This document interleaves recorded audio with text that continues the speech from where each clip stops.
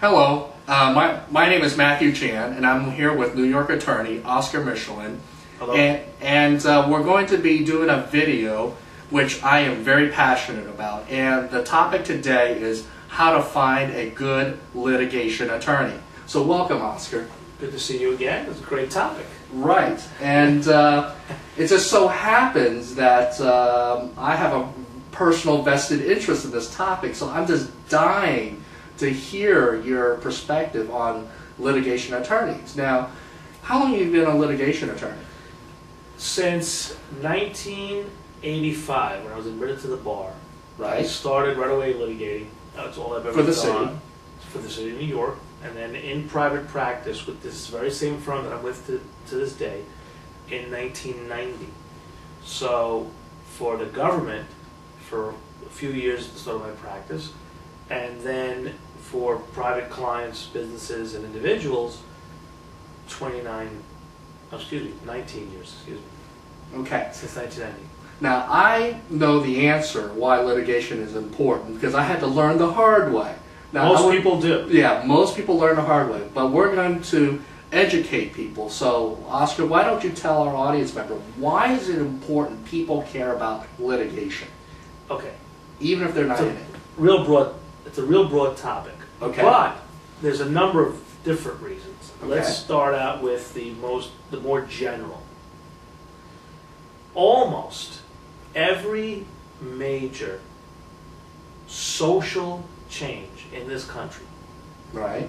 has come about through litigation. Is that right? I didn't know that. Well, let's start with that. Okay, that's very broad. Just about every broad social change. Segregation of schools, women's rights, consumer safety, voting rights, presidential power, congressional limitations on presidential power have all started by litigation. I never knew that, Oscar. Yeah. I Well, never we get a knew lot. that. That's Lawyers pretty get a good. lot of blame, and we don't get, I think, enough credit. I'm a big fan of lawyers for a number of reasons, not just because I am one, but I do feel that they don't get enough credit for taking on some of these causes. And yes, there's lots of bad things about lawyers. There's no question about that. But there's also a lot of good that comes through the proper use of the court system. That's what it's there for.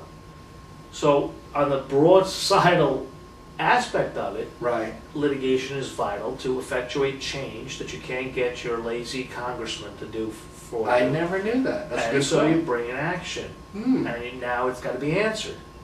It's got to Right. be resolved. It gets people's attention if nothing else, right? I'm trying to, for example, in any litigation where you are challenging the constitutionality of a law, you have to notify normally that state's attorney general. Really? Right, even though they're not party to the lawsuit. So let's say, for example, you were part of a company and some federal statute gave you the right to send me a bill or an invoice or something, and I think that statute is unconstitutional. I have to notify the Attorney General so that they can weigh in on whether it's constitutional or not. Okay? So you can get policymakers involved in private litigation sometimes, or certainly in criminal litigation, and it's a way to force an issue to be addressed that maybe you can't find some other way to get people's attention to it. For example, it's the perfect one. Again, now the latest topic is gay marriage. Hmm. So, Hot topic. hot topic. So what happens? California, for whatever reason, we think of it as a liberal state, but a conservative group there was able to put through Proposition 8, Interesting. which said no gay marriage. Marriage is defined by male and female. How are we going to challenge that? The governor is for gay marriage. So that's not good enough. Even electing a pro-gay marriage governor isn't going to effectuate that change if that's the change that you want to make. So what happened? A gay couple from California brought a lawsuit saying that law is unconstitutional, and it's going to be argued very soon in front of the United States Supreme Court.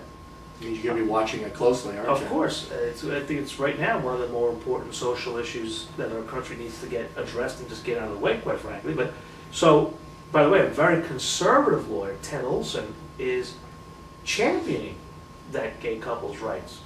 Really? That's interesting. Yes, Ted Olson was one of the most is one of the most conservative lawyers, a very pro-Bush lawyer, and he feels this is just an issue of personal and individual freedom, and he's taking the case on. So Amazing. there you go. That's the court that's Okay. using litigation. Now, specifically to bring it from the national issue to a very specific issue, if you and I have a disagreement, there's two ways to resolve it. We either fight in the streets or we fight in the court. And that's it. Litigation provides a forum for people to resolve their differences without resorting to violence and fisticuffs. And We'd have anarchy if we had resolved things like that. right, you'd have the strong over the weak. Yes. And you also would have, obviously, those that are in power being able to really take advantage of those that are not in power. And that happens. We're not under any illusion that, you know, Yes, it still that happens. it's totally, perfectly a balanced utopia.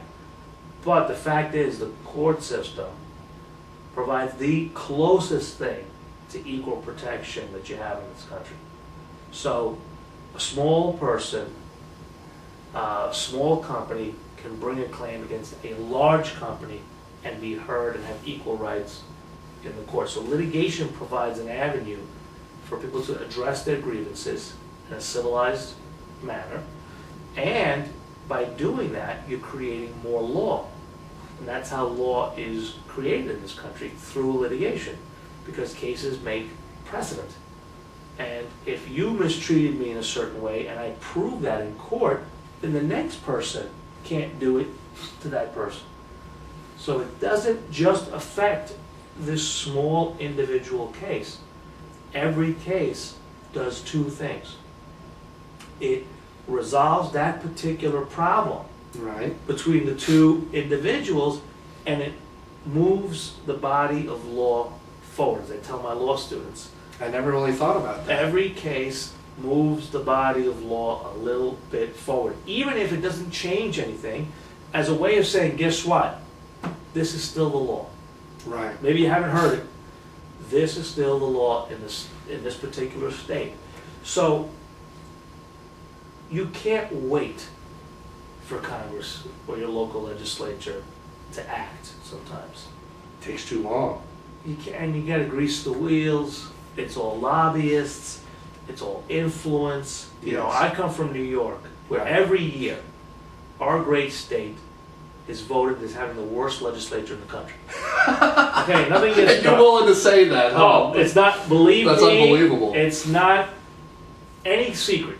We were shut down for months this year because of a fight over who was going to be the leader of the Senate, and senators were switching sides. It was a zoo, okay? So the court again provides a vehicle where you can try and effectuate change without waiting for your local legislature to do it. But most importantly, it's a nice forum that's presented for people to say, let's try to work this out. But if we can't work it out, we can go to this place and have either a judge or a jury arbitrate our decision. So litigation is very, very important. So, would you say that most people at some point in their lives will be involved with litigation? Right, it's not a pleasant thing. Let's start with that. I mean, I'm Okay. not saying that we should go out there and sue everybody, and there's Right. certainly too much litigation in the country. I think we've become too litigious. And that actually hurts good cases. The courts are clogged with cases that don't belong there, that should never been brought by either unscrupulous litigants or unscrupulous attorneys, and there's both out there. So let me make that clear. Right.